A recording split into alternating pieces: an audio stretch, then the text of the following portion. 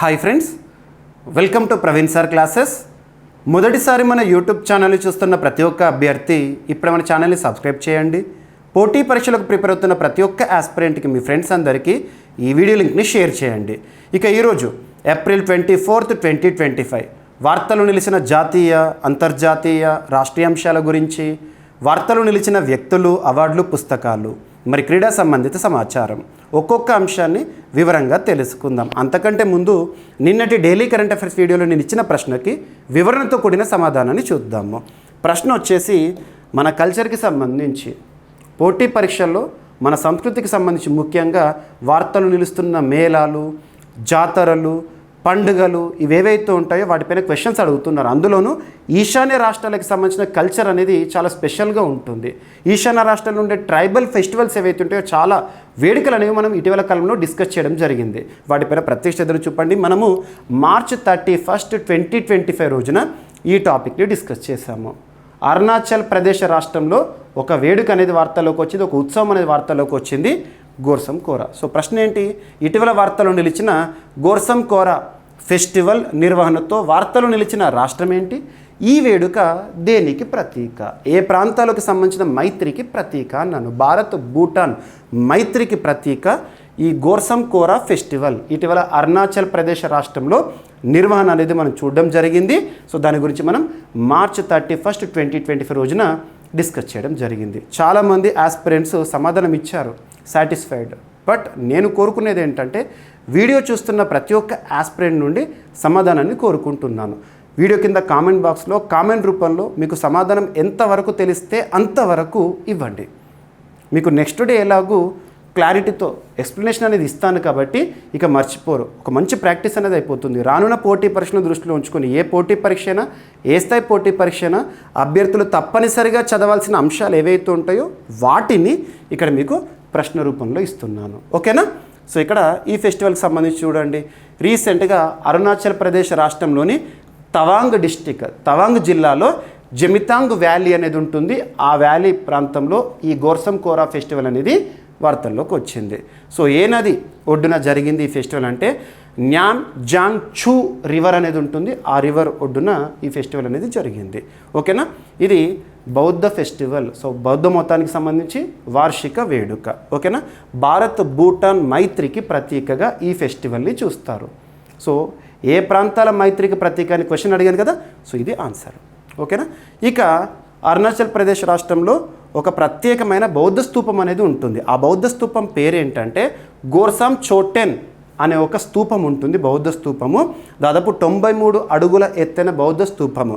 అక్కడే ఈ ఉత్సవం అనేది నిర్వహణతో వార్తల్లోకి వచ్చింది. సో గుర్తుపెట్టుకోండి. ఈ ఉత్సవానికి దలైలామాకి లింక్ ఏంటి ఇవన్నీ కూడా మీకు నేను మార్చ్ 31, 2025 రోజున ఎక్స్ప్లెనేషన్ ఇచ్చాను, చూడండి. ఓకేనా? ఇక ఈరోజు ప్రశ్న వీడియో చివరిలో ఉంటుంది. ప్రతి ఒక్క ఆస్పిరెంట్ నుండి నేను సమాధానాన్ని కోరుకుంటున్నాను. ఓకేనా? ఇక ఈరోజు ఫస్ట్ టాపిక్ ఏప్రిల్ 24 అన్నాను కదా. సో ఈరోజు ప్రత్యేకత ఏంటి? పంచాయతీరాజ్ దివస్. సో ప్రతి ఏటా కూడా ఏప్రిల్ 24ని పంచాయతీరాజ్ దివస్గా మనం జరుపుకుంటాము. ఎప్పటి నుండి జరుపుకుంటున్నాము? 2010 ఇయర్ నుండి. గుర్తుపెట్టుకోండి, 2010 సంవత్సరంలో అప్పటి కాంగ్రెస్ ప్రభుత్వము ప్రత్యేకంగా ఈ దినోత్సవానికి సిగ్నిఫికెన్స్ అనేది ఇవ్వడం జరిగింది. సో అంతకంటే ముందు కొన్ని బేసిక్ పాయింట్స్ చూద్దాము. దేశంలోనే అత్యున్నత చట్టం మన రాజ్యాంగం. సో రాజ్యాంగంలో 4వ భాగం DPSPs, directive principles of state policies, అంటే ఆదేశిక సూత్రాల గురించి నేర్చుకుంటాం కదా. అందులో ఆర్టికల్ 40 పంచాయతీలకు సంబంధించిన ప్రకరణగా మనం చూస్తూ ఉంటాము. సో పంచాయతీలను ఏర్పాటు చేయాలి ఇలాంటివి. కానీ దీనికి చట్టబద్ధత లేదా రాజ్యాంగబద్ధత అని, చట్టబద్ధత అంటే ఒక రాజ్యాంగ సవరణ చట్టం గురించి తెలుసుకోవాలి.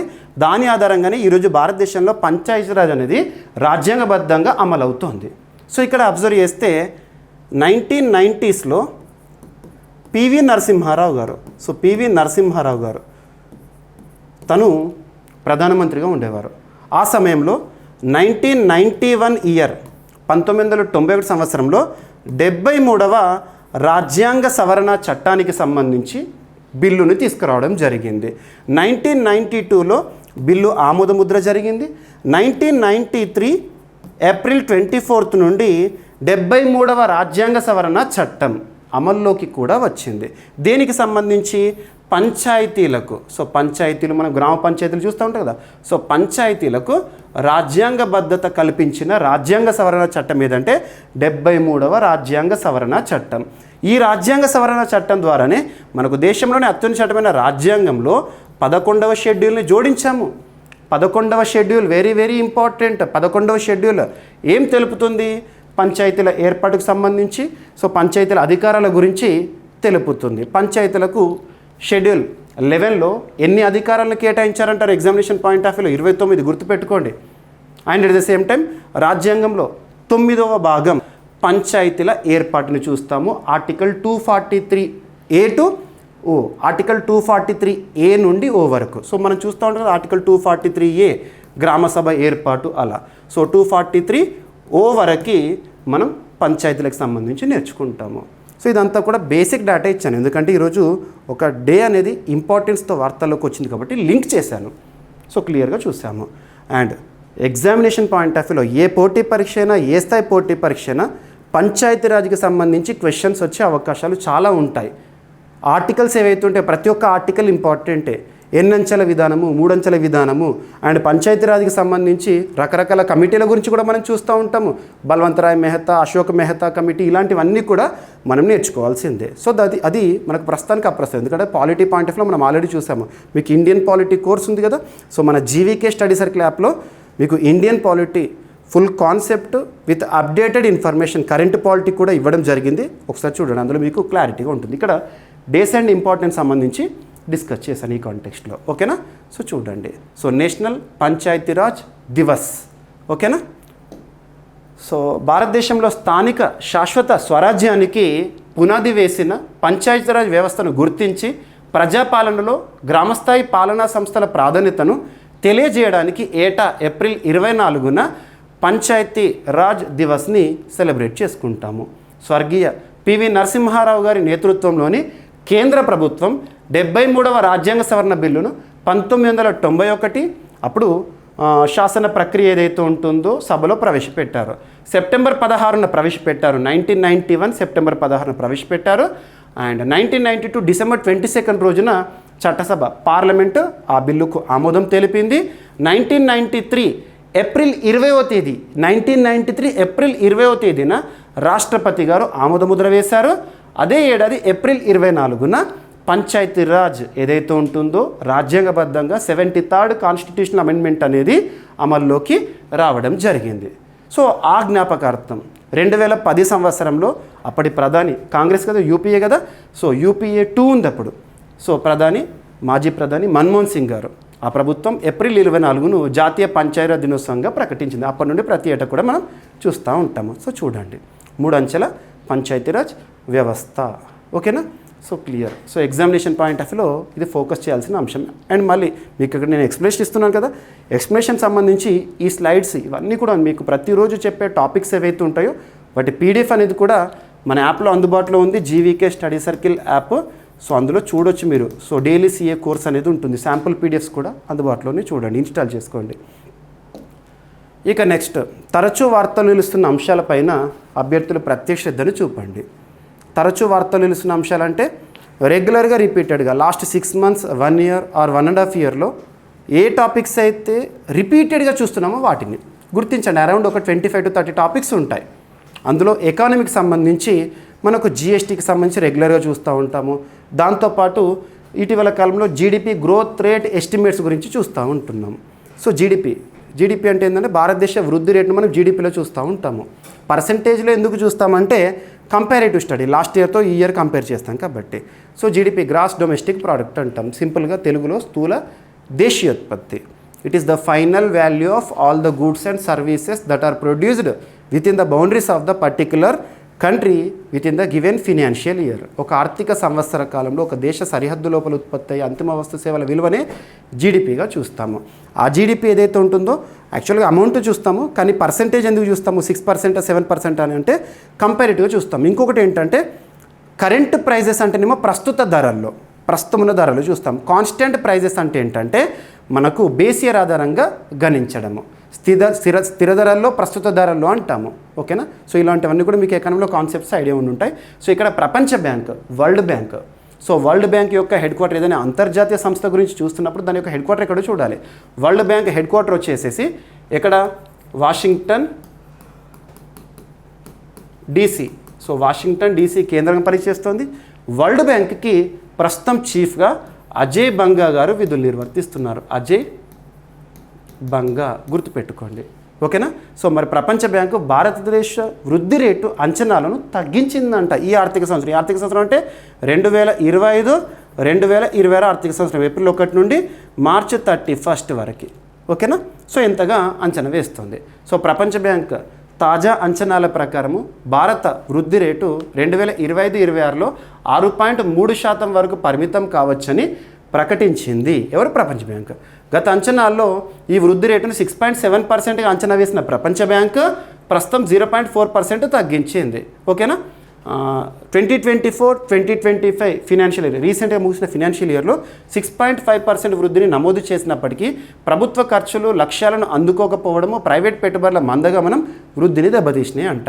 అంతర్జాతీయ ఆర్థిక బలహీనతలు, విధానపరమైన అనిశ్చితులు, ప్రైవేట్ పెట్టుబడులు మందగమనమే ఇందుకు ప్రధాన కారణాలు అంట, ఓకేనా. వడ్డీ రేట్ల కోతలు, ప్రోత్సాహక చర్యల వల్ల ఈ అంతర్జాతీయ ప్రతికూలతను కొంతవరకు తగ్గించే అవకాశం ఉందని ప్రపంచ బ్యాంకు తెలిపింది. అజయ్ బంగా గారు భారతీయ మూలాలున్న వ్యక్తి, ప్రస్తుతం వరల్డ్ బ్యాంక్కి చీఫ్గా అధ్యక్షులుగా ఉన్నారు. వరల్డ్ బ్యాంక్ చరిత్రలో 14th ప్రెసిడెంట్గా, ఓకేనా. ఇక నెక్స్ట్, దేశంలోనే అత్యున్నత చట్టమైన రాజ్యాంగంలోని ఆర్టికల్ 355 ఈరోజు వార్తల్లోకి వచ్చింది. కంటెక్స్ట్ ఏంటంటే వెస్ట్ బెంగాల్కి సంబంధించి ఈ టాపిక్ వార్తల్లోకి వచ్చింది. సో ఇటీవల ఆర్టికల్ 355కి సంబంధించి మనం లాస్ట్ ఒక 4-5 months బ్యాక్ ఒక రాష్ట్రం విషయంలో డిస్కస్ చేశాము. ఏ రాష్ట్రము? మణిపూర్కి సంబంధించి. సో మణిపూర్ రాష్ట్రంలో అనఫిషియల్గా ఆర్టికల్ 355ని ఇంపోజ్ చేశారు అని చెప్పేసి ఒక వార్త లాస్ట్ 2024 ఇయర్లో చూసాము. ప్రస్తుతానికైతే ఇక మణిపూర్లో ఆర్టికల్ 356 అనేది February 13th, 2025 నుండి అమల్లోకి వచ్చింది. దట్ ఈస్ డిఫరెంట్, అది రాష్ట్రపతి పాలన. మరి ఇక్కడ వెస్ట్ బెంగాల్ విషయంలో ఆర్టికల్ 355 అనేది ఈరోజు వార్తాపత్రికలో మీరు చూస్తుంటారు. కారణం ఏంటంటే వక్ఫ్, రీసెంట్గా వక్ఫ్ బిల్ ఏదైతే ఉంటుందో చట్టరూపంలోకి రావడం జరిగింది. April 5th, 2025 రోజున రాష్ట్రపతి ద్రౌపది ముర్ము గారు వక్ఫ్ బిల్లుకి, అమెండ్మెంట్ బిల్లుకి ఆమోదముద్ర వేయడం జరిగింది. ఇక చట్ట రూపంలోకి రావడం జరిగింది. And at the same time మరి వెస్ట్ బెంగాల్లో దీన్ని వ్యతిరేకిస్తూ కొన్ని ఘర్షణలు కూడా చోటు చేసుకోవడం జరిగినాయి. ఇలాంటి పరిస్థితుల్లో రాష్ట్రంలో శాంతి భద్రతల సమస్య ఏర్పడుతోంది. అంతర్గతంగా చాలా గందరగోళ పరిస్థితులు ఉన్నాయని చెప్పేసి కొంతమంది న్యాయ వ్యవస్థను ఆశ్రయించారు, కోర్టుని ఆశ్రయించారు, కేసులు వేశారు. సో వెస్ట్ బెంగాల్ రాష్ట్రంలో ప్రస్తుతం అధికారంలో ఉన్న పార్టీ ఏదైతే ఉంటుందో శాంతి భద్రతల విషయంలో వైఫల్యం అవుతోంది. కాబట్టి రాష్ట్రంలో ఆర్టికల్ 355 విధింపుకు సంబంధించి చర్యలు తీసుకునేలా కేంద్ర ప్రభుత్వాన్ని ఆదేశించండి అని చెప్పేసి న్యాయ వ్యవస్థను ఆశ్రయించారు. ఈ కంటెక్స్ట్లో ఆర్టికల్ 355 అనేది మరొకసారి వార్తల్లోకి వచ్చింది. ఇక్కడ మనం రాజ్యాంగానికి సంబంధించి స్టాటిక్ పాయింట్స్ చూద్దాం. దేశంలోనే అత్యున్నత చట్టం మన రాజ్యాంగం కదా. రాజ్యాంగంలోని 18వ భాగం, సో 18వ భాగము ఎమర్జెన్సీ ప్రొవిజన్స్కి సంబంధించిన అంశాన్ని తెలుపుతుంది. ఎమర్జెన్సీ ప్రొవిజన్స్ 18వ భాగము. అందులో ఆర్టికల్ 352 నుండి 360 వరకు మనం నేర్చుకుంటాం. 3 రకాల అత్యవసర పరిస్థితుల గురించి ఉంటుంది. ఆర్టికల్ 352 ఏమో నేషనల్ ఎమర్జెన్సీ, జాతీయ అత్యవసర పరిస్థితి లేదా జాతీయ అత్యయిక స్థితి. ఇప్పటివరకు భారతదేశ చరిత్రలో 3 సార్లు విధించారు. 2 సార్లు ఎక్స్టర్నల్ రీజన్స్, ఒకసారి అంతర్గత కారణాలు. చివరిగా మనకు 1975 to 1977 ఇందిరాగాంధీ గారి ప్రభుత్వం విధించింది. అప్పుడు అది అంతర్గత కారణాలు, బ్లాక్ డేస్ ఇన్ ఇండియన్ హిస్టరీగా మనం చూస్తాం కదా అది. అండ్ నెక్స్ట్ వచ్చేసి ఆర్టికల్ 356 ఏదైతే ఉంటుందో రాష్ట్రపతి పాలన అని చెప్పేసి మనం వాడుక భాషలో చూస్తాము ప్రెసిడెంట్స్ రూల్ అని. కానీ ప్రెసిడెంట్స్ రూల్ అనే పదము రాజ్యాంగంలో లేదు. కాన్స్టిట్యూషనల్ ఎమర్జెన్సీగా చూస్తాము. ప్రస్తుతం మణిపూర్లో విధింపుతో ఉంది. రీసెంట్గా పార్లమెంట్ కూడా ఆమోదించింది. మణిపూర్లో ఆర్టికల్ 356 విధించడాన్ని పార్లమెంట్ ఆమోదించింది, ఓకేనా. అండ్ నెక్స్ట్ వచ్చేసి ఇప్పటివరకు అత్యధిక సార్లు మణిపూర్ రాష్ట్రంలో విధించారు ఆర్టికల్ 356 అనేది 11 సార్లు. భారతదేశంలో 100కు పైగా విధించబడిన అత్యవసర పరిస్థితి. ఇక నెక్స్ట్ వచ్చేసి ఇప్పటివరకు భారతదేశంలో విధించలేదు ఒక్కసారి కూడా. అదేంటంటే ఫినాన్షియల్ ఎమర్జెన్సీ, ఆర్థిక అత్యవసర పరిస్థితి. మరి ఇది కాకుండా ఇదేంటి ఆర్టికల్ 355 ఏంటి అంటే కామన్గా భారతదేశంలో అన్ని రాష్ట్రాల్లో కూడా ప్రభుత్వాలు రాజ్యాంగబద్ధంగా పనిచేయాలి. ఎందుకంటే మన భారతదేశంలో సమాఖ్య వ్యవస్థ అనే పదము రాజ్యాంగంలో లేదు, కానీ వ్యవస్థ మాత్రం సమాఖ్యగానే ఉంది. సో దేశమంతా పరిపాలించే కేంద్ర ప్రభుత్వము, యూనిట్స్ అంటే ఒక్కొక్క రాష్ట్రంలో రాష్ట్ర ప్రభుత్వం అనేది ఉంది కదా. మరి రాష్ట్ర ప్రభుత్వాలు లా అండ్ ఆర్డర్ కనుక ఫెయిల్యూర్ అయినాయి అనుకోండి, లా అండ్ ఆర్డర్ విషయంలో చర్యలు తీసుకోవట్లేదు అనుకోండి, ప్రతిరోజు కూడా ప్రతిసారి కూడా రాష్ట్రంలో శాంతి భద్రతల సమస్యలు తలెత్తినాయి అనుకోండి, అది ఖచ్చితంగా మనం చూసుకోవాల్సింది ఎవరు? కేంద్రం యొక్క బాధ్యత. రాష్ట్ర ప్రభుత్వం వైఫల్యమైతే కేంద్రమే చూడవచ్చు. ఇక్కడ ఆర్టికల్ 356కి ముందస్తు చర్యగా ఆర్టికల్ 355ని చూడవచ్చు. ఆర్టికల్ 356ని ఇంపోజ్ చేయకముందు ఇది ఒక హెచ్చరిక లాంటిది అన్నట్టు. అలా వెస్ట్ బెంగాల్ రాష్ట్రంలో ఆర్టికల్ 355 విధింపు అనేది వార్తల్లోకి వచ్చింది. ఆర్టికల్ 355 అంటే రాష్ట్రంలో శాంతి భద్రతల సమస్య తలెత్తినప్పుడు, లేదా గందరగోళ పరిస్థితులు కానివ్వండి, లేదా బాహ్య కారణాల వల్ల ఏదన్నా వివాదాలు లేదంటే ఏమన్నా చర్యలు జరుగుతున్నాయి అనుకోండి, ప్రజలపైన ఏమైనా దాడులు జరుగుతున్నాయి అనుకోండి, ఇలాంటి పరిస్థితుల్లో ఆర్టికల్ 355ని వేయొచ్చు. కేంద్ర ప్రభుత్వం అక్కడ చక్కదిద్దుతుంది. ఓకేనా. ఆర్టికల్ 356కి ఒక స్టెప్ ముందనుకోవచ్చు సింపుల్గా. ఆర్టికల్ 355 ప్రకారం ప్రతి రాష్ట్రాన్ని బాహ్య ఆక్రమణలు మరియు అంతర్గత గందరగోళాల నుంచి రక్షించాలనే బాధ్యత కేంద్ర ప్రభుత్వం పైన ఉంటుంది. ఇది రాజ్యాంగంలోని అత్యవసర నిబంధనలు పార్ట్ 18 ఆర్టికల్ 352 to 360లో భాగంగా వర్తిస్తుంది. రాష్ట్రపతి లేదా రాష్ట్ర పాలన రాజ్యాంగబద్ధంగా ఉండేలా కేంద్రం చర్యలు తీసుకోవాలి. ప్రతి రాష్ట్రం కూడా రాజ్యాంగబద్ధంగా పరిపాలించాలి. ఈ విషయంలో ఎవరు చూస్తూ ఉంటారు? కేంద్ర ప్రభుత్వం చూస్తూ ఉంటారు, అన్ని రాష్ట్రాలు సక్రమంగా పరిపాలిస్తున్నాయా లేదా అని చెప్పేసి. అండ్ ఇంకొకటి, అకార్డింగ్ టు ఆర్టికల్ 365 కేంద్ర ప్రభుత్వం ఇచ్చే ఆదేశాలను రాష్ట్రాలు ఖచ్చితంగా పాటించాలి కూడా. ఇటీవల వక్ఫ్ సవరణ చట్టానికి వ్యతిరేకంగా పశ్చిమ బెంగాల్లో చోటు చేసుకున్న హింస నేపథ్యంలో సుప్రీంకోర్టులో ఆర్టికల్ 355ను వెస్ట్ బెంగాల్ అమలు చేయాలంటూ పిటిషన్ దాఖలైంది రీసెంట్గా. దీనిపై కోర్టు స్పందన, న్యాయ వ్యవస్థ, నిర్వాహక వ్యవస్థ అంటే ఎగ్జిక్యూటివ్ మధ్య అధికారం పరిమితులపై చర్చ అనేది జరుగుతోంది. సో ఆర్టికల్ 355ని విధించండి అని కేంద్ర ప్రభుత్వాన్ని మనం ఆదేశించగలుగుతామా? న్యాయ వ్యవస్థ జ్యుడిషియరీకి ఎగ్జిక్యూటివ్కి మధ్య ఇలాంటి రిలేషన్ ఎలా ఉంటుందని చెప్పేసి చర్చ జరుగుతుంది. ఆర్టికల్ 355 ఉద్దేశం రాష్ట్ర పాలన రాజ్యాంగాన్ని అనుసరించేలా చేయడము, రాష్ట్రీయ సమగ్రతను పరిరక్షించడము. ఇది అవసరమైతే ఆర్టికల్ 356 అమలుకు పునాది కావచ్చు. ఒక స్టెప్ ముందన్నట్టు. సమకాలీన పరిపాలనలో ఆర్టికల్స్ 355, 356లను అమలు చేయడం కేంద్ర రాష్ట్రాల హక్కుల మధ్య సున్నితమైన సమతుల్యతను చేస్తుంది. ఇక్కడ అబ్జర్వ్ చేస్తే ఏంటంటే ఏదైనా రాష్ట్రంలో ఆర్టికల్ 356 కానీ 355 కానీ విధించామనుకోండి, అక్కడ రాష్ట్రానికి కేంద్రానికి మధ్య ఎలాంటి పరిస్థితులు ఉంటాయో కూడా చూడాలి. ఎస్. అండ్ నెక్స్ట్ మనం ఏప్రిల్ 22 భారతదేశ భవిష్యత్తులో ఇక ఏప్రిల్ 22 అనేది రీసెంట్గా జరిగింది ఏదైతే ఉంటుందో ఒక బ్లాక్ డేగా మిగిలిపోయింది అని చెప్పాను. నిన్న క్లాస్లో మీకు చెప్పాను, భారతదేశంలో ఇప్పటి వరకు కొన్ని ఉగ్రదాడులు ఏవైతే జరిగినాయో పోటీ పరీక్షల కోణంలో లిస్ట్ అంతా కూడా నిన్న క్లాస్లో చెప్పాను. ఏ సంవత్సరం ఎక్కడ దాడి జరిగింది, ఏ తీవ్రవాద సంస్థ చేసింది, నిన్న క్లాస్ చూడండి, దానికి కొనసాగింపుగా అనుకోవచ్చు. సో నిన్న నైట్ ఏప్రిల్ 23 నైట్ రోజున భారత ప్రధాని నరేంద్ర మోదీ గారి సమక్షంలో హై లెవెల్ మీటింగ్ జరిగింది. రక్షణ బలగాలు వీళ్ళు తీసుకోవాల్సిన నిర్ణయం విషయం. ఎందుకంటే దాడి చేశారు తీవ్రవాదులు, ఎవరైతే టెర్రరిస్టులు పహల్గామ్లో పర్యాటకులను కాల్చి చంపారో పాపం. ఆ పరిస్థితుల్లో మరి పర్యాటకులు చనిపోయారు. భారతదేశం అంతా కూడా, భారతావని అంతా కూడా ఇప్పుడు బాధతప్త హృదయంతో ఉంది. ఇలాంటి పరిస్థితుల్లో ఖచ్చితంగా తీవ్రవాదాన్ని అడ్డుకట్ట వేయడానికి ఎవరైతే ఈ దుశ్చర్యకు పాల్పడ్డారో వాళ్ళను అడ్డు పలకాలి, ఖచ్చితంగా కౌంటర్ ఇవ్వాలి. భారతదేశం కూడా నిన్న హెచ్చరించింది. ఇప్పుడు భారత ప్రభుత్వం తీసుకునే నిర్ణయము ప్రపంచ దేశాలన్నీ కూడా ఆశ్చర్యపోతాయి. తీవ్రవాదాన్ని మేము ఎలా అరికడతామో చూడండి అని చెప్పేసి కూడా ఛాలెంజ్ చేశాము.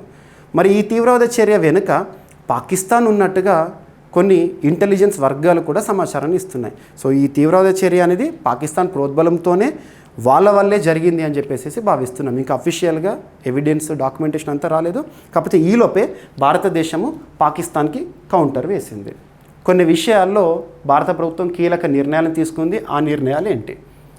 సో అనంతనాగ్ జిల్లా పహల్గామ్ వద్ద జరిగిన ఉగ్రదాడికి సంబంధించి భారత్ పలు కీలక ప్రతిస్పందనలు ప్రకటించింది. ఈ చర్యలు చారిత్రాత్మకంగా దౌత్యపరంగా కీలకమైనవి. అందులో ఒకటి ఇండస్ వాటర్ ట్రీటీ.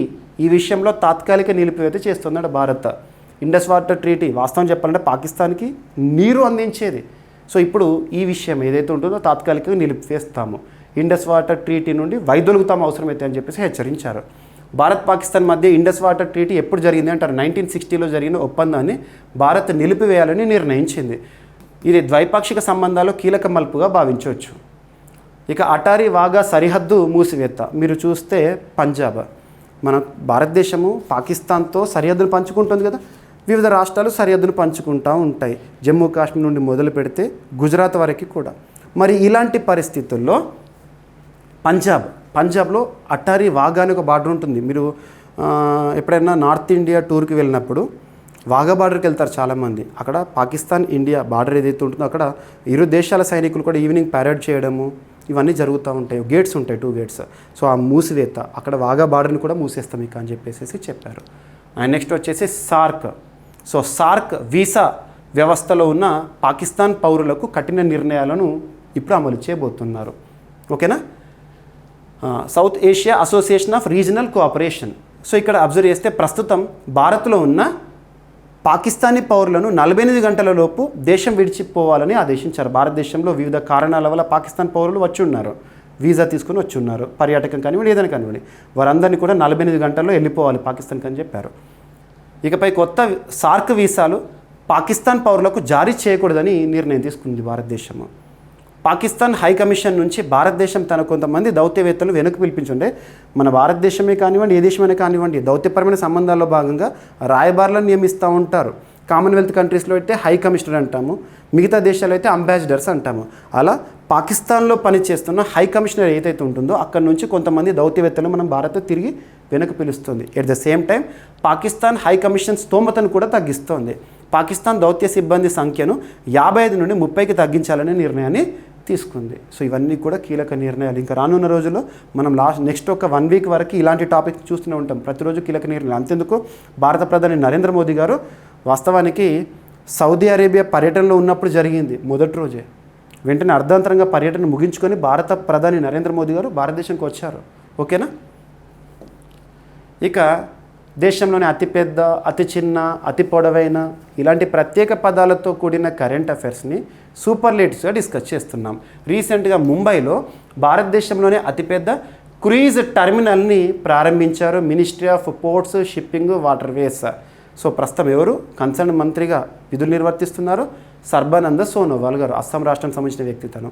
సో నిన్నటి రోజున ఈ ప్రారంభోత్సవం చేశారు. భారతదేశంలోనే అతిపెద్ద క్రూయిజ్ టెర్మినల్ ప్రారంభము. సో ఏప్రిల్ 21, 2025న కేంద్ర మంత్రి సర్బానంద సోనోవాల్ గారు ముంబైలో భారతదేశపు అతిపెద్ద క్రూయిజ్ టెర్మినల్ ఏంటది? ముంబై ఇంటర్నేషనల్ క్రూయిజ్ టెర్మినల్ను ప్రారంభించారు. సంవత్సరానికి 1 మిలియన్ ప్రయాణికుల సామర్థ్యం కలిగిన ఈ టెర్మినల్ ఒకేసారి 5 క్రూయిజ్ నౌకలను హ్యాండిల్ చేయగలుగుతుందంట. దీని నిర్మాణానికి 556 కోట్ల రూపాయలు ఖర్చు చేశారు. 300 మీటర్ల వరకు పొడవు కలిగిన నౌకలను తీసుకోగల సామర్థ్యంతో ఇది సముద్ర పర్యాటకానికి గణనీయమైన తోడ్పాటును అందిస్తుందంట. ఈ కార్యక్రమం సందర్భంగా వాధ్వన్ పోర్ట్ అభివృద్ధికి 5,700 కోట్ల రూపాయలకు పైగా ఒప్పందాలు కూడా అప్పచెప్పారు. సో ఇక్కడ మీరు చూడండి, డైరెక్ట్ ఫస్ట్ లైన్ పైన అడగవచ్చు. సూపర్లేటివ్ టాపిక్స్ ఎప్పుడైనా కూడా సింగిల్ లైన్లో గుర్తుపెట్టుకోండి. అతి పెద్ద, అతి చిన్న, అతి పొడవైన ఇలాంటి పదాలతో ఉండే కరెంట్ అఫైర్స్ని అసలు ఏంటి టాపిక్ చూస్తే సరిపోతుంది, వాటిపైన క్వశ్చన్స్ అడగవచ్చు. ఓకేనా? ఇక నెక్స్ట్ డైరెక్ట్ బెనిఫిట్ ట్రాన్స్ఫర్. మీకు తెలిసి ఉంటుంది చాలా వరకు, ప్రత్యక్ష నగదు బదిలీ అని చెప్పవచ్చు. భారతదేశంలో ప్రభుత్వం యొక్క ఉద్దేశం ఏంటి? ప్రభుత్వము బెనిఫిట్స్ని బెనిఫిషరీస్కి ఇవ్వాలి, బెనిఫిషరీస్కి ఇవ్వాలి. మరి దీనిలో చాలా వరకు కూడా అవినీతి చోటు చేసుకుంది. ఒకప్పుడు ప్రభుత్వాలు చాలా అవినీతికి పాల్పడ్డాయి కూడా. కారణం ఏంటంటే బెనిఫిట్స్ ఇవ్వడంలో ట్రాన్స్పరెన్సీ అనేది లేకపోవడము. ట్రాన్స్పరెన్సీ అంటే నిఘా వ్యవస్థ. ఉదాహరణ తీసుకుంటే 2009 సంవత్సరం నుంచి రీసెంట్ 2024 వరకు భారతదేశంలో డైరెక్ట్ బెనిఫిట్ ట్రాన్స్ఫర్ దీని అమలు ద్వారా ప్రభుత్వానికే చాలా ఆదా జరిగిందంట.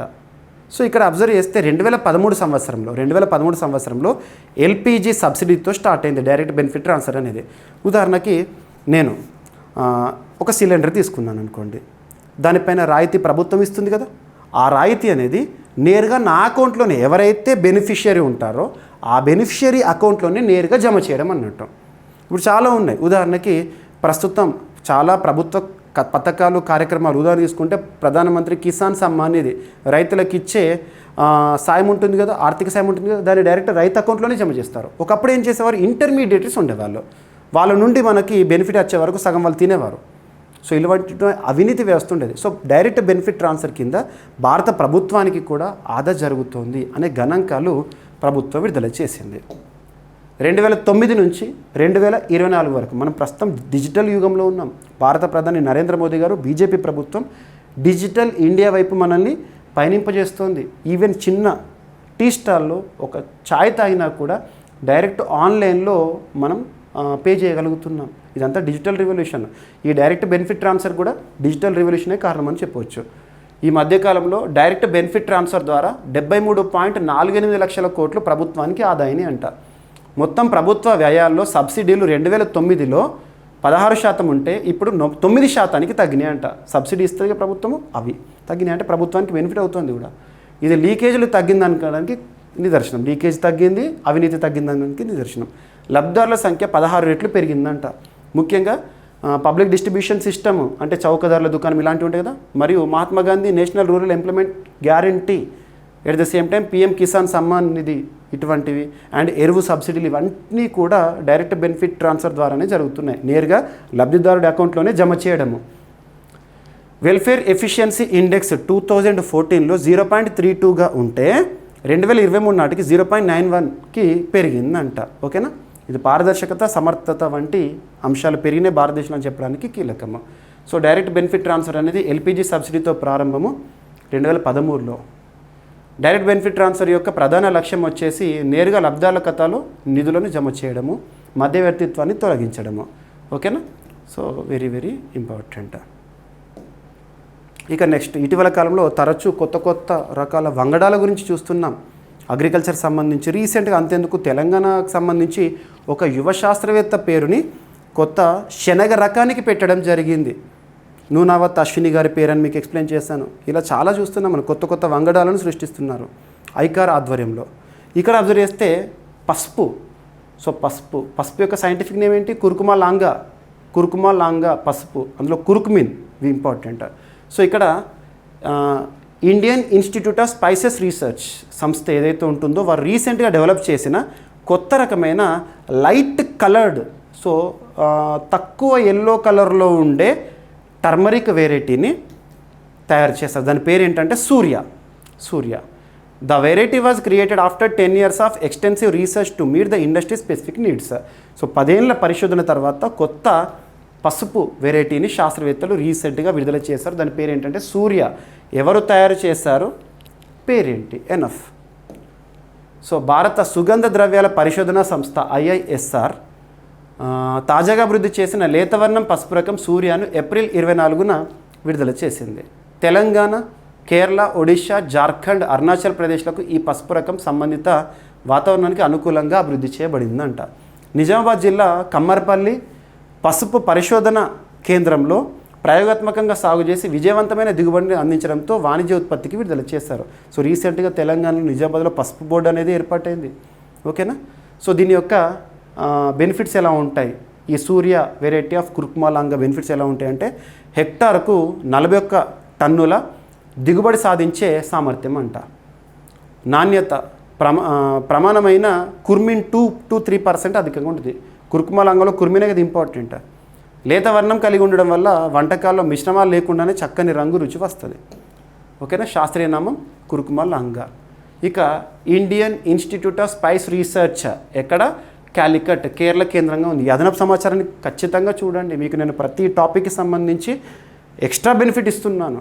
అదనపు సమాచారాన్ని జనరల్ స్టడీస్ పాయింట్ ఆఫ్ వ్యూలో కానీ జీకే పాయింట్ ఆఫ్ వ్యూలో కానీ అడిషన్ చేసేస్తున్నాను. ఓకేనా, సో కుర్కుమిన్ అంటే ఏంటంటే పసుపులోని ప్రధాన మూలకము ఔషధ గుణాలు కలిగి ఉంటుంది. పసుపుని వివిధ పర్పస్ల కోసం మనం వాడుతూ ఉంటాము. యాంటీసెప్టిక్గా కూడా వాడతాం. మనం ఎవరైనా చిన్నపిల్లలు దెబ్బ తాకింది అనుకోండి, ఇప్పుడు సమ్మర్ అసలు ఆడుకుంటూ పడ్డారు అనుకోండి, వెంటనే ఇమీడియట్లో అమ్మ ఏం చేస్తుంది, పసుపు డబ్బా ఓపెన్ చేసేసి కొంత పసుపు పెడతారు. సో ఇలాంటి ఔషధ గుణాలు ఉంటాయి బికాజ్ ఆఫ్ కుర్మినే. ఓకేనా, ఎస్. ఇక భారతదేశ నదులు, రివర్స్ ఉన్నాయి కదా, ఇండియాలో చాలా రివర్స్ ఉన్నాయి. అందులో యాంటీబయాటిక్ కాలుష్యం అనేది పెరుగుతుందంట. ఇటీవల స్టడీ రిపోర్ట్స్ చెప్తున్నాయి. 80% ప్రవాహాల్లో ఔషధ మిగులు అంట. సో యాంటీబయాటిక్స్ అంటే మనము పెన్సిలిన్, అమాక్సిసిలిన్ రకరకాలుగా ఉంటాయి కదా, అవన్నీ కూడా యాంటీబయాటిక్సే. సో ఇక్కడ అబ్జర్వ్ చేస్తే కెనడాలోని మెక్గిల్ విశ్వవిద్యాలయం నిర్వహించిన తాజా అధ్యయనం ప్రకారం భారతదేశంలోని 80% నదీ ప్రవాహాలు యాంటీబయాటిక్స్ కలుషితమైనవి అంట. ఈ కాలుష్యం భారతదేశంతో పాటు పాకిస్తాన్, వియత్నాం, ఇథియోపియా, నైజీరియా దేశాల్లోనూ తీవ్రమైన పర్యావరణ మరియు ఆరోగ్య ప్రభావాలను చూపిస్తోంది. యాంటీబయాటిక్ మందులు మానవ శరీరంలో పూర్తిగా కలిసిపోకుండా కాలేయం, కిడ్నీల ద్వారా మిగిలిన అవశేషాలు విడుదలవుతాయి. ఇవి మురుగునీటితో కలిసి నదుల్లో చేరుతాయి అంట. ఓకేనా? సో చూడండి, ఎస్, కామన్గా ప్రపంచంలో ఎక్కువగా వాడే యాంటీబయాటిక్స్ ఏంటంటే అమాక్సిసిలిన్ అండ్ సెఫ్టియాక్సోన్ అండ్ సెఫిక్సిన్. సో ఇవి, దాంతోపాటు పెన్సిలిన్ అందరికీ తెలిసింది, ఇలాంటివి. ఓకేనా? సో ప్రపంచవ్యాప్తంగా ఏటా 40 రకాల యాంటీబయాటిక్స్ను సుమారు 29,200 టన్నుల మేర వాడుతున్నారంట. అందులో 85,000 టన్నులు అంటే 29% నేరుగా నదుల్లోకి, 3,300 టన్నులు అంటే 11% సరస్సులు, సముద్రాల్లోకి కలుస్తున్నట్లు రీసెర్చ్ రిపోర్ట్. ఓకేనా? అండ్ నానో సల్ఫర్ ఇటీవల థియరీ శాస్త్రవేత్తలు డెవలప్ చేసిన ఒక కొత్త కాన్సెప్ట్ నానో సల్ఫర్ అంటే మస్టర్డ్, సింపుల్గా మస్టర్డ్ పంట ఉంటుంది కదా, మన తెలుగులో ఆవాలంటాము, వాటి కల్టివేషన్ విషయంలో ఉపయుక్తంగా ఉంటుందని చెప్పేసి. దిగుబడిలో విప్లవాత్మక వృద్ధి అంట. దిగుబడి అంటే ప్రొడక్షన్లో. ఓకేనా?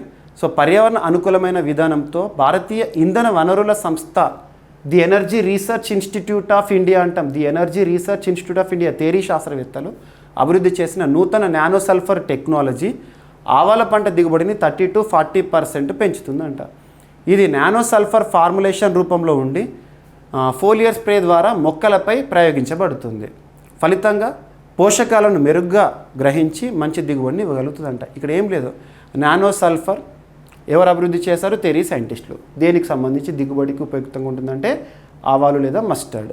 ఓకేనా? ఎస్.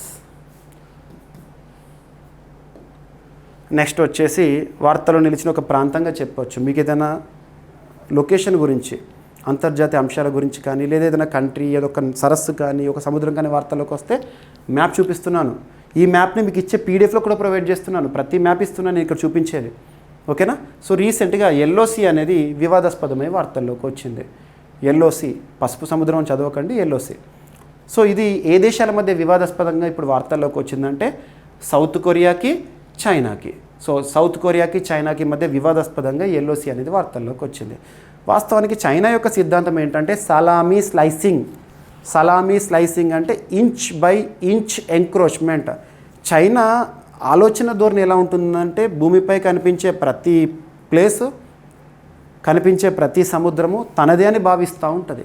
అలాంటిది ఇక్కడ ఎల్ఓసి పైన కొన్ని నిర్మాణాలను ఇటీవల చైనా చేపడుతుంది. దాన్ని అభ్యంతరం చెప్తోంది సౌత్ కొరియా. అలా వివాదాస్పదమై వార్తల్లోకి వచ్చింది చైనా కార్యకలాపాలు. సౌత్ చైనా సీ కానివ్వండి, ఎల్ఓసి కానివ్వండి, ఇవన్నీ కూడా చైనా వల్లనే తరచు వార్తల్లోకి వస్తాయి. ఇటీవల చైనా ఎల్ఓసిలో, కొరియన్ పదంలో వెస్ట్ సీ అంటాము, ఒక భారీ నిర్మాణంతో ఈ ప్రాంతంలో దక్షిణ కొరియా కోస్ట్ గార్డులతో ఘర్షణ చోటు చేసుకుంటుంది. ఇది ప్రాంతీయ జల సార్వభౌమాధికార వనరుల వినియోగంపై పునరుద్దీపిత వివాదాలకు దారితీస్తుంది. ఏం లేదు, సముద్ర ప్రాంతం ఉంది అంటే ప్రతి దేశానికి కూడా ప్రాదేశిక జలాలనే ఉంటాయి. ఎక్స్క్లూజివ్ ఎకనామిక్ జోన్ అంటాము 200 కిలోమీటర్స్ వరకు. లేదంటే భారతదేశానికి సంబంధించి అయితే, లేదా ప్రపంచ దేశాలకు సంబంధించి సముద్రం ఏదైతే ఉంటుందో సరిహద్దు ఉంటుంది కదా, అక్కడ నుండి 12 నాటికల్ మైల్స్ వరకు సార్వభౌమాధికారం, ఇటువంటి మనం చూస్తూ ఉంటాం. ఆ సార్వభౌమాధికారం ఉన్న సౌత్ కొరియా జలాల్లోకి కూడా ఇప్పుడు చైనా వివిధ నిర్మాణాలతో ప్రవేశిస్తుందంట. ఇది ఇక్కడ వివాదంగా వార్తల్లోకి వచ్చింది. ఓకేనా? సో చూడండి, సరిపోతుంది. ఎస్, ఎక్స్క్లూజివ్ ఎకనామిక్ జోన్, సముద్ర జలాల్లో 200 నాటికల్ మైళ్ళ పరిధిలో వనరులపై దేశానికి హక్కులు ఉంటాయి. ఓకేనా? ఎల్ఓసి చైనా, దక్షిణ కొరియా మధ్య ఉండే సముద్ర ప్రాంతము. ఓకేనా? ఇక నెక్స్ట్ సైన్స్ అండ్ టెక్నాలజీలో ఇంపార్టెంట్, రీసెంట్గా 50 years ఆఫ్ ఆర్యభట అనే ఒక టాపిక్ వార్తల్లోకి వచ్చింది. ఇస్రోకి సంబంధించి వాస్తవంగా ప్రస్తుతం మనము ప్రపంచంలో సైన్స్ అండ్ టెక్నాలజీ ఫీల్డ్లో మనకంటూ ఒక ప్రత్యేక గుర్తింపుతో ఉన్నాం. భారతదేశం సాధిస్తున్న కొన్ని ఘనతలు ఏ దేశానికి కూడా పాసిబుల్ అవ్వట్లేదు. మాంగళ్యాన్. సో మాంగళ్యాన్ మిషనే కానివ్వండి 2014లో, రానున్న గగన్యాన్ పైన కూడా మనం పరిశోధనలు చేస్తున్నాం. రీసెంట్గా చంద్రయాన్ 3 ప్రత్యేకత ఏంటి, ప్రపంచంలోని ఏ దేశం కూడా సాధించని ఒక ఘనత భారతదేశం సాధించింది. చంద్రుని యొక్క సౌత్ పోల్ పైన ల్యాండ్ అవ్వడం జరిగింది. విక్రమ్ ల్యాండర్, ప్రజ్ఞాన్ రోయర్ అని చెప్పేసి మనం చూస్తున్నాం కదా, ఇవన్నీ కూడా. మరి వీటన్నిటికీ నాంది ఎక్కడి నుండి స్టార్ట్ అయింది, ఆర్యభట్ట ప్రయోగంతో. సో 1975 ఏప్రిల్ 19న భారతదేశపు తొలి స్వదేశీ ఉపగ్రహం ఆర్యభట్ట విశ్వంలోకి ప్రవేశించింది. ఇది భారత అంతరిక్ష ప్రయాణానికి చారిత్రాత్మక ఆరంభంగా చెప్పొచ్చు. ఇస్రో అభివృద్ధి చేసిన ఈ ఉపగ్రహాన్ని కేవలం 25 మంది ఇంజనీర్ల బృందం తయారు చేసింది. అయితే అప్పట్లో భారత్కు స్వదేశీ ప్రయోగశక్తి లేనందున రష్యాలోని కపుస్తిన్ యార్ నుంచి సోవియట్ యూనియన్కు చెందిన కాస్మోస్ 3M రాకెట్ ద్వారా దీన్ని ప్రయోగించాము. అప్పుడు అంత టెక్నాలజీ లేదు మన దగ్గర. కాబట్టి మన పెద్దన్న USSR, సోవియట్ యూనియన్. సో ఉపగ్రహానికి 5వ శతాబ్దపు ఖగోళ శాస్త్రవేత్త మరియు గణితవేత్త ఆర్యభట్ట పేరును పెట్టుకున్నాము. ఇది క్వాజీ స్ఫెరికల్ ఆకారంలో ఉండి 46 వాట్ల విద్యుత్ శక్తిని సోలార్ ప్యానెల్ ద్వారా ఉత్పత్తి చేసిందంట.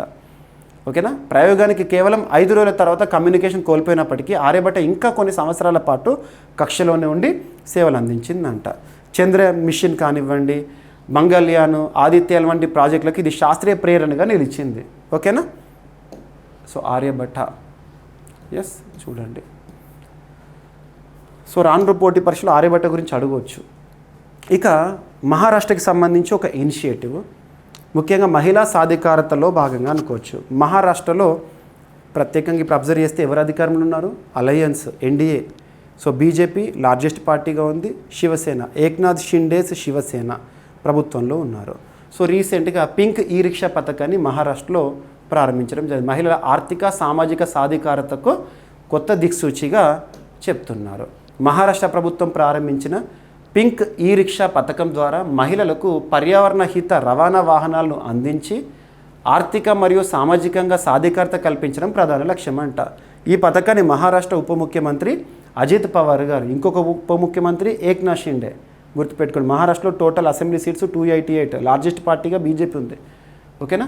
మెట్రో స్టేషన్స్, విమానాశ్రయాల, పర్యాటక ప్రదేశాల్లో ఫీడర్ సర్వీసులుగా ఈ రిక్షాలను ఉపయోగిస్తారంట. సో పింక్ ఈ రిక్షా పథకం ఇటీవల ఏ రాష్ట్రానికి సంబంధించి వార్తల్లోకి వచ్చింది అని అడగవచ్చు. ఓకేనా. మహిళలకు ఆర్థిక సాధికారతను కల్పించడంలో భాగంగా ఈ సాంకేతికత ఏంటంటే ఎలక్ట్రిక్ వాహనాల ఆధారంగా పర్యావరణ అనుకూలంగా ఇవి పనిచేస్తాయి. ఇక తరచూ వార్తలు నిలుస్తున్న అంశాల్లో IITs important. Indian institute of technology సాధిస్తున్న పరిశోధనలు, ఇన్నోవేషన్స్ ఇవన్నీ కూడా భారతదేశానికి పరిమితమైన IITs విశ్వవ్యాప్తమవుతున్నాయి. దుబాయ్లో IIT అని, శ్రీలంకలో IIT అని, జాన్జిబార్ టాంజానియాలో IIT అని, ఇలా మనం తరచూ చూస్తున్నాం. రీసెంట్గా IIT ఢిల్లీ మరియు హ్యూందాయ్ మధ్య ఒక సెంటర్ ఆఫ్ ఎక్సలెన్స్ ఏర్పాటుకు సంబంధించి ఒప్పందం అనేది జరిగింది. సెంటర్ ఆఫ్ ఎక్సలెన్స్ ఏర్పాటు విషయంలో IIT ఢిల్లీ మరియు హ్యూండాయ్ సంస్థకి మధ్య కుదిరిన ఒప్పందము.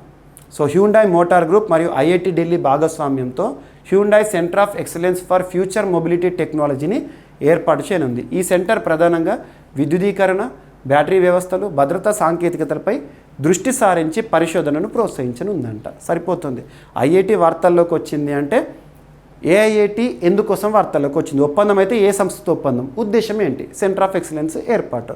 ఇక హ్యూండాయ్ వార్తల్లోకి వచ్చింది కాబట్టి హ్యూండాయ్ ఏ దేశానికి సంబంధించిన సంస్థ అని అడగవచ్చు. సో దక్షిణ కొరియా. IIT ఢిల్లీ రీసెంట్గా తరచూ వార్తల్లోకి వస్తుంది, గుర్తుపెట్టుకుని 1961లో ఏర్పాటైంది. ఇక భారత నౌకాదళానికి ఉపయుక్తంగా ఉండే ఒక బార్జ్ని నిన్నటి రోజున ప్రారంభించారు. బార్జ్ అంటే ఏంటంటే రవాణా కోసం, రక్షణ రంగంలో నావీకి సంబంధించి మిసైల్స్, టర్పెడోస్ వీటిని రవాణా చేయడానికి ఉపయోగించే ఒక షిప్గా చెప్పొచ్చు. దాన్ని ప్రారంభించారు. భారత నౌకాదళానికి 10వ ACTCM బార్జ్ ఇటీవల ప్రారంభము. ఏప్రిల్ 22, 2025 రోజున ముంబై నావల్ డాక్యార్డ్లో 10వ ammunition come టర్పెడో come missile barge దాన్ని సేవల కోసం కమిషనింగ్ చేయడం జరిగింది. ఓకేనా. సో గుర్తుపెట్టుకోండి.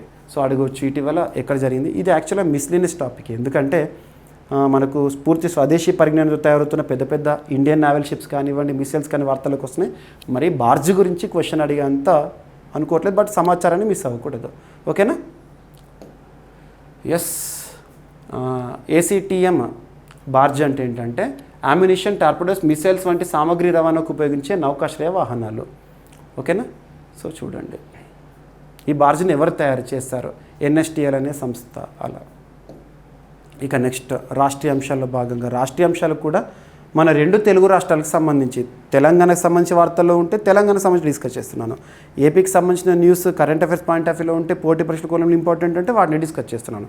కొన్నిసార్లు 2 రాష్ట్రాలకు సంబంధించిన టాపిక్స్ ఉంటాయి, కొన్నిసార్లు ఏదో ఒక రాష్ట్రానికి సంబంధించిన టాపిక్సే ఉంటాయి, కానీ 2 రాష్ట్రాలకు సంబంధించిన టాపిక్స్ను మనం కవర్ చేస్తున్నాం.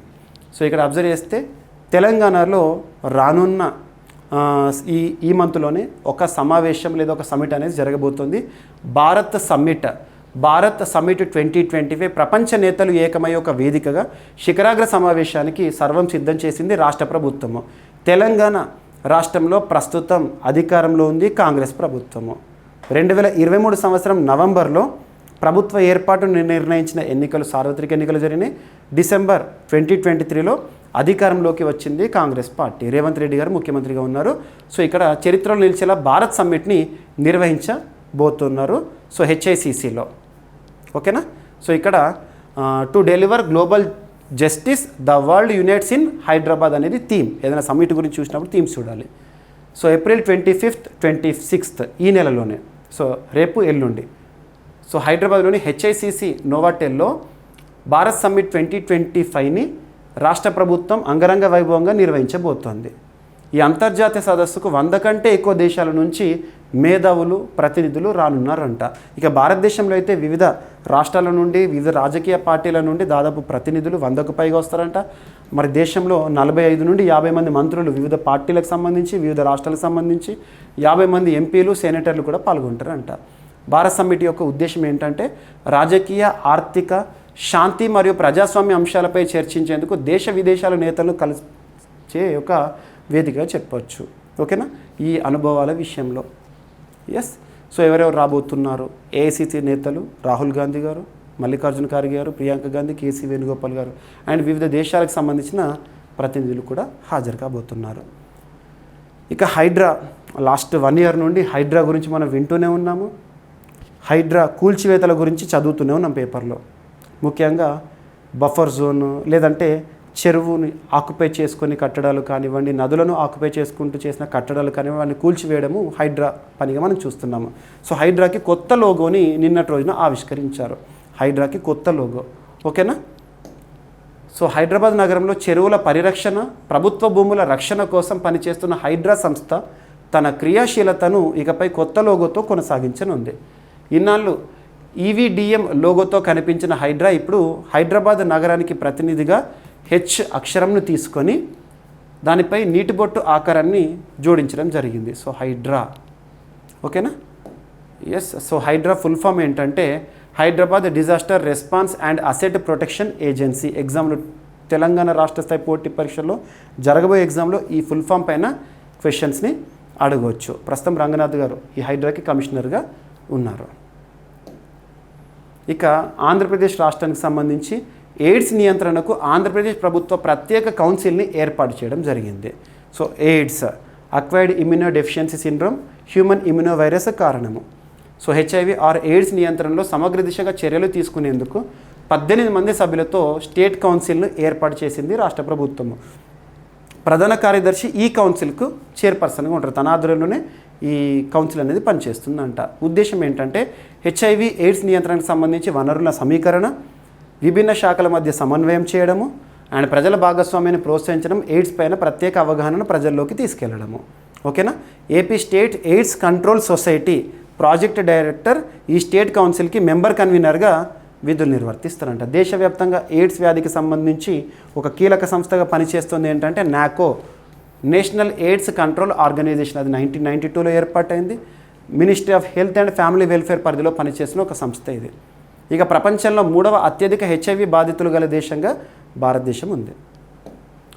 ఇక నెక్స్ట్ క్రీడలకు సంబంధించి ఒక టాపిక్, కోనేరు హంపి. సో మన తెలుగు అమ్మాయి.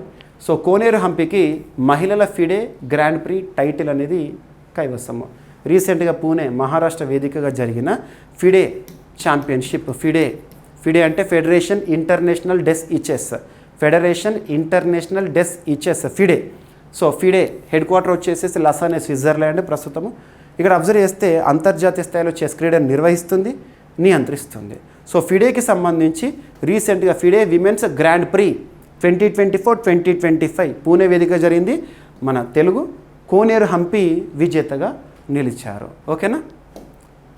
సో భారత గ్రాండ్ మాస్టర్ కోనేరు హంపి పూణేలో జరిగిన మహిళల ఫిడే గ్రాండ్ ప్రీ టైటిల్ను గెలుచుకుంది. 9వ రౌండ్ చివరి రౌండ్లో బల్గేరియాకు చెందిన వారిపైన విజయం సాధించింది, గుర్తుపెట్టుకోండి. ఓకేనా. సో ఇక్కడ గతంలో హంపి 2023 డిసెంబర్లో ప్రపంచ ర్యాపిడ్ చెస్ ఛాంపియన్షిప్ను కూడా గెలుచుకున్న చరిత్ర.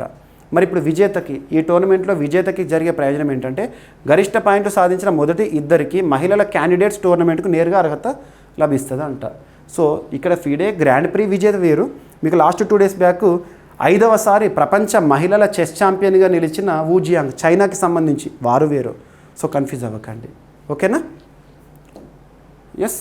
అండ్ నెక్స్ట్ మహారాష్ట్ర గవర్నర్ చేతుల మీదుగా ఒక పురస్కారం అనేది ప్రధానోత్సవం జరిగింది రీసెంట్గా. పురస్కారం పేరేంటంటే యశ్రాజ్ భారతి సమ్మాన్ పురస్కారం. వివిధ రంగాల్లో కృషి చేసే వ్యక్తులను సంస్థలను గుర్తించి ఇవ్వడము. సో మహారాష్ట్ర గవర్నర్గా ప్రస్తుతం రాధాకృష్ణన్ గారు విధులు నిర్వర్తిస్తున్నారు. సో టాపిక్ చూడండి. ముంబైలో నిర్వహించిన కార్యక్రమంలో మహారాష్ట్ర గవర్నర్ సిపి రాధాకృష్ణన్ గారు 2025 సంవత్సరానికి గాను 3rd edition of Yashraj Bharati Samman పురస్కారాలను ప్రదానం చేశారు. మరి 3 విభిన్న రంగాల్లో సేవలు అందించిన సంస్థలకు పురస్కారాలు అనేవి రావడం జరిగినాయి. ఎవరెవరికి వచ్చిందంటే ఛత్తీస్గఢ్ రాష్ట్రానికి సంబంధించి జన్ స్వాస్థ్య సహయోగ్ అనే ఒక సంస్థ ఆదివాసీ ప్రాంతాల్లో ఆరోగ్య సేవల కోసం వారు విశేష కృషి చేస్తున్నారు, వారికి ఈ పురస్కారాన్ని ఇచ్చారు. నెక్స్ట్ ప్రథమ్ ఎడ్యుకేషనల్ ఫౌండేషన్, ప్రతి ఏటా కూడా ప్రథమ్ ఎడ్యుకేషన్ ఫౌండేషన్ వారు విడుదల చేసే నివేదికల గురించి వారు ఇచ్చే పురస్కారం గురించి మనం చూస్తూ ఉంటాము. విద్య ద్వారా సుస్థిర అభివృద్ధిని ప్రోత్సహించినందుకు వీరికి ఇచ్చారు పురస్కారం ఈ సంవత్సరము. And services plus NIC, so ఈ గవర్నెన్స్ను మెరుగుపరచడంలో విశిష్ట భూమిక పోషించినందుకు వారికి ఇచ్చారు. ఓకేనా. ఈ సందర్భంగా గవర్నర్ సిపి రాధాకృష్ణన్ గారు సమాజంలో నిజమైన మార్పు కోసం నాణ్యమైన విద్య, నిపుణుల ఆరోగ్య సేవలు, నైతిక పరిపాలన అవసరమని హితవు పలికారంట. సో ఇక్కడ చూడండి, యశ్రాజ్ భారతి సమ్మాన్ పురస్కారం యొక్క ప్రత్యేకత, ఏదైనా పురస్కారం వార్తలోకి వచ్చిందంటే ఆ పురస్కారం యొక్క ప్రత్యేకతలను చూడాలి. సమాజానికి విస్తృతంగా సేవలు అందిస్తున్న సంస్థలకు ఇచ్చే ప్రెస్టీజియస్ అవార్డు ఇది. ఇక ప్రస్తుతం ఫౌండేషన్ 1995లో స్థాపితం, విద్యా అవకాశాల గురించి కృషి చేస్తుంది. జన్ స్వాస్థ్య సహయోగం ఏదైతే ఉంటుందో ఛత్తీస్గఢ్ కేంద్రంగా పనిచేస్తుంది, ఆదివాసీ ప్రజలకు ఆరోగ్య సేవలు అందిస్తుంది. ఓకేనా. ఇక యశ్రాజ్ ఫౌండేషన్ అనేది సాంఘిక సేవలపై దృష్టి పెట్టిన ఒక స్వచ్ఛంద సంస్థ. ఈ అవార్డుల ప్రదానం ద్వారా స్థానిక స్థాయిలో ప్రభావవంతంగా పనిచేసిన సంస్థలకు దేశవ్యాప్తంగా గుర్తింపు లభిస్తుంది. ఇది ఒక నేషనల్ అవార్డుగా చెప్పవచ్చు. ఓకేనా. ఏ సంస్థ సంబంధించిన పురస్కారము, ఇటీవల ఈ వేడుక ఎక్కడ జరిగింది, పురస్కార గ్రహీతలు ఎవరు, సరిపోతుంది. And next professor Achyuta Samanta గారు ఇటీవల ఒక ప్రతిష్టాత్మక పురస్కారం గురుదేవ్ కాళీచరణ్ బ్రహ్మ పురస్కార గ్రహీతగా వార్తల్లోకి వచ్చారు. ఈ పురస్కారం యొక్క ప్రత్యేకత ఏంటో చూద్దాము. సో ప్రముఖ విద్యావేత్త, Kalinga institute of industrial technology మరియు Kalinga institute of social sciences వ్యవస్థాపకుడైన అచ్యుత సమంత గారు తనకు గురుదేవ్ కాళీచరణ్ బ్రహ్మ పురస్కారం 2025ని ప్రదానం చేశారు. అస్సాం రాష్ట్రంలో ప్రధానోత్సవం అనేది జరిగింది. ఆదివాసీ సమాజాల్లో సమగ్ర విద్య, సామాజిక సాధికారత్వం కోసం తను చేసిన కృషికి ఈ పురస్కారం అనేది ఇచ్చారు. ఈ పురస్కారాన్ని ఎవరిస్తారు, ఏ ట్రస్ట్ వారు ఇస్తారంటే గురుదేవ్ కాళీచరణ్ బ్రహ్మ ట్రస్ట్ ఈ పురస్కారాన్ని ఏర్పాటు చేసింది, ప్రతి సంవత్సరం ఇస్తారు. ఇది అస్సాం బోడో సమాజంలో పునరుద్ధరణకు కృషి చేసిన మెచ్ గాంధీగా గుర్తింపు పొందిన గురుదేవ్ బ్రహ్మ సేవల పట్ల గుర్తింపుగా ఇవ్వబడుతుంది. ఓకేనా. ప్రశంసా పత్రం ఇస్తారు. అండ్ దాంతోపాటు 81 లక్షల రూపాయల నగదు పురస్కారాన్ని కూడా ఇందులో భాగంగా ఇస్తారు. ఇక నెక్స్ట్ వచ్చేసి వార్తలు నిలిచిన ఒక పుస్తకము. ఈ పుస్తకం వాస్తవానికి అఫీషియల్ డాక్యుమెంట్ అని చెప్పొచ్చు, ఒక coffee table book. Ministry of electronics and information technology వారు ఈ పుస్తకాన్ని మన ముందుకు తీసుకొచ్చారు. పుస్తకం పేరు వచ్చేసి ఐఎమ్ సర్క్యులర్ అనే ఒక పుస్తకం. I'm circular products and services అనే ఒక పుస్తకం international council for circular economy వారు రిలీజ్ చేశారు. So ministry of electronics and information technology ఆధ్వర్యంలో ఈ పుస్తక వేడుక అనేది జరిగింది రీసెంట్గా. పుస్తక ఏమంటాము ఓపెనింగ్ సెరమనీ. ఎలక్ట్రానిక్స్ మరియు ఐటీ మంత్రిత్వ శాఖ ఆధ్వర్యంలో ఐఎమ్ సర్క్యులర్ అనే కాఫీ టేబుల్ బుక్ని విడుదల చేశారు. ఈ బుక్ని ఎవరు తీసుకొచ్చారు? International council for circular economy వారు రూపొందించారు. ఇది భారత్లో సర్క్యులర్ ఎకానమీపై రూపొందించబడిన వినూత్న పద్ధతుల మరియు విజయ కథల సంకలనంగా రూపొందించబడింది. ఇది ఒక కాఫీ టేబుల్ బుక్. ఓకేనా. సో పుస్తకం యొక్క కవర్ పేజ్ ఇదే. ఏదైనా ఒక పుస్తకం గురించి చూస్తున్నప్పుడు పుస్తకం కవర్ పేజ్ చూడాలి. కవర్ పేజ్ పైన ఏ లాంగ్వేజ్లో అయితే స్క్రిప్ట్ ఉంటుందో అదే లాంగ్వేజ్లో గుర్తుపెట్టుకోండి. ట్రాన్స్లేషన్ చేయకండి ఎట్టి పరిస్థితుల్లో కూడా. యాక్చువల్లీ ఈరోజు టాపిక్స్ ఎక్కువ ఉన్నాయి, అందుకే కొంచెం స్పీడప్ చేశాను. సో ఇక ఈరోజు ప్రశ్న, దేశంలో ఏర్పాట్లో ఉంది మొదటి జాతీయ సహకార విశ్వవిద్యాలయం పేరేంటి, ఎక్కడ ఏర్పాటు చేయనున్నారు? సో గుర్తుపెట్టుకోండి, ఆన్సర్ ఇవ్వండి. సో ఇక ఈరోజు టాపిక్స్ని ఒకసారి ర్యాపిడ్గా మనం డిస్కస్ చేస్తే, సో ఏప్రిల్ 24 ప్రత్యేకత పంచాయతీరాజ్ దివస్. జీడిపి అంచనాలను ప్రపంచ బ్యాంక్ ఎంతకు తగ్గించింది? అండ్ ఆర్టికల్ 355 వార్తల్లోకి వచ్చింది. వెస్ట్ బెంగాల్ రాష్ట్రంలో అమలు చేయాలని న్యాయ వ్యవస్థను ఆశ్రయించారు కొంతమంది. అండ్ పహల్గామ్ ఉగ్రదాడి ఘటన తర్వాత భారత ప్రభుత్వం తీసుకుంటున్న కీలక నిర్ణయాలు. అండ్ రీసెంట్గా భారతదేశంలో అతిపెద్ద క్రూయిజ్ టెర్మినల్ ముంబైలో ప్రారంభము సర్బానంద్ సోనోవాల్ గారి చేతుల మీదుగా. అండ్ డైరెక్ట్ బెనిఫిట్ ట్రాన్స్ఫర్ అనేది వార్తల్లోకి వచ్చింది. దీని ద్వారా ఎంత లబ్ధి జరుగుతుంది భారత ప్రభుత్వానికి? And Indian institute of spices research వారు అభివృద్ధి చేసిన కొత్త రకమైన పసుపు వెరైటీ సూర్య. అండ్ భారతదేశ నదుల్లో యాంటీబయాటిక్ కాలుష్యం అనేది పెరిగిపోతుంది, 80% ప్రవాహాల్లో కనబడుతుందంట. నానో సల్ఫర్, సో మస్టర్డ్ దిగుబడిలో విప్లవాత్మక వృద్ధిని సాధించిందని నానో సల్ఫర్ని అభివృద్ధి చేసిన తెరీ శాస్త్రవేత్తలు చెప్తున్నారు. అండ్ ఎల్ఓసి వివాదాస్పదమైన వార్తల్లోకి వచ్చింది 2 దేశాలకు సంబంధించి. అండ్ 50 సంవత్సరాల ఆర్యభట్ట ఉపగ్రహం గురించి చూసాము. అండ్ పింక్ ఈ రిక్షా పథకం అనేది రీసెంట్గా వార్తల్లోకి వచ్చింది. ఏ రాష్ట్రానికి సంబంధించి? మహారాష్ట్ర. మహిళలకు ఆర్థిక సాధికారతను కల్పించడంలో భాగంగా. అండ్ ఐఐటి ఢిల్లీ మరియు హ్యూండాయ్ గ్రూప్ మధ్య కుదిరిన ఒప్పందం సెంటర్ ఆఫ్ ఎక్సలెన్స్ ఏర్పాటుకు సంబంధించి. అండ్ ఇటీవల భారత నౌకాదళానికి 10th బార్జ్ అనేది ఒకటి వార్తల్లోకి వచ్చింది. నెక్స్ట్ భారత్ సమ్మిట్, తెలంగాణ రాష్ట్ర ప్రభుత్వం నిర్వహించబోతున్న సదస్సు రేపటి నుండి హెచ్ఐసిసిలో. అండ్ హైడ్రా కొత్త లోగో అనేది ఇటీవల ఆవిష్కరణతో వార్తల్లోకి వచ్చింది. అండ్ ఎయిడ్స్ నియంత్రణకు ఆంధ్రప్రదేశ్ ప్రభుత్వ ప్రత్యేక కౌన్సిల్ని ఏర్పాటు చేసింది. అండ్ కోనేరు హంపి విన్నర్గా వార్తల్లోకి వచ్చారు, ఫిడే విమెన్స్ గ్రాండ్ ప్రీ విజేతగా. అండ్ యశ్రాజ్ భారతి సమ్మాన్ పురస్కార గ్రహీతలు 3. ఈ పురస్కారాన్ని ఎవరు ప్రదానం చేశారు, ఎవరు ఈ పురస్కారాన్ని ఇస్తారు? అండ్ అచ్యుత సమంత గారికి గురుదేవ్ కాళీచరణ్ బ్రహ్మ పురస్కారము. అండ్ ఐఎమ్ సర్క్యులర్ అనే ఒక పుస్తకం వార్తల్లోకి వచ్చింది. Ministry of electronics and information technologies వారిది. International council for circular economy వారు విడుదల చేసిన పుస్తకము. సో లాస్ట్ వచ్చేసి క్వశ్చన్, దేశంలో ఏర్పాటు అవనున్న మొదటి జాతీయ సహకార విశ్వవిద్యాలయం పేరేంటి, ఎక్కడ ఏర్పాటు చేయనున్నారు? సో ప్రతి ఒక్కరు సమాధానం ఇవ్వండి. వీడియో చూస్తున్న ప్రతి ఒక్కరి నుండి కూడా నేను సమాధానం ఎక్స్పెక్ట్ చేస్తున్నాను. మీకు ప్రాక్టీస్ అవ్వాలి. అండ్ టాపిక్స్ చాలా ఉన్నాయి. ఇప్పటికే చాలామంది లెంత్ అవుతుంది, టైం తగ్గించండి ఇలాంటి కామెంట్స్ ఇస్తున్నారు. కాబట్టి మ్యాక్సిమం అయినా కూడా సరే నేను ఒక్క టాపిక్ని కూడా స్కిప్ చేయను. ఎందుకంటే వీడియో చూస్తున్న ప్రతి ఒక్క అభ్యర్థికి రానున్న పోటీ పరీక్షల్లో బెనిఫిట్ ఖచ్చితంగా కనబడుతుంది. మీకు గత పోటీ పరీక్షలో కూడా చూసాం మనము. ఎగ్జామినేషన్ పూర్తయిన తర్వాత ఏ రోజు ఏ టాపిక్లో మనం ఏ వీడియోలో ఏ టాపిక్ కవర్ చేసాం కూడా మీకు నేను చెప్పాను. సో ఇప్పుడు మరింత డెప్త్గా మీకు కరెంట్ అఫైర్స్ ఇస్తున్నాను. సో టైం లెంత్ అయినా పర్లేదు, కొన్ని టాపిక్స్ కాన్సెప్ట్ ఎక్కువ ఉన్నప్పుడు ఎక్స్ప్లెనేషన్ ఇస్తాను. లేదు ఎక్కడైతే సరిపోతుంది ఇంతవరకు అనిపిస్తుందో అది కూడా మీకు చెప్తున్నాను. So this is a basic topic, అంతగా పెద్దగా ఫోకస్ చేయాల్సిన అవసరం లేదు, ఈ పాయింట్ చూస్తే సరిపోతుందని. సో ఇలా కూడా మీకు ఇస్తున్నాను. అండ్ వీడియో చూసిన తర్వాత ప్రతి ఒక్కరు కూడా పీడిఎఫ్ని చదవండి. ఇప్పటికే వేలాది మంది అభ్యర్థులు డైలీ సీఏ కోర్స్ని ప్రతిరోజు డౌన్లోడ్ చేసుకుంటూ పీడిఎఫ్లను చదువుతున్నారు. సో చదవండి. మనం చదివింది ఎంతవరకు గుర్తుంటుందో తెలుసుకోవడానికి పరీక్షను కూడా రాయండి. ఓకేనా? సో మీకు మన యాప్ లింక్ని వీడియో కింద కామెంట్ బాక్స్లో ఫస్ట్ కామెంట్లో పిన్ చేస్తాను. ఓకేనా? మిస్లీనియస్ టాపిక్స్ ఏమిలో ఒకవేళ ఏమైనా ఉన్నా కూడా రేపటి క్లాస్లో జోడించి మళ్ళీ డిస్కస్ చేద్దాము. టైం లెంత్ అయినా పర్లేదు, అన్ని టాపిక్స్ని కవర్ చేస్తాను. ప్రతిరోజు వీడియో ఇచ్చే బాధ్యత నాది, వీడియో చూడాల్సింది మీరు. ఓకేనా? మళ్ళీ కలుద్దాం. Thank you.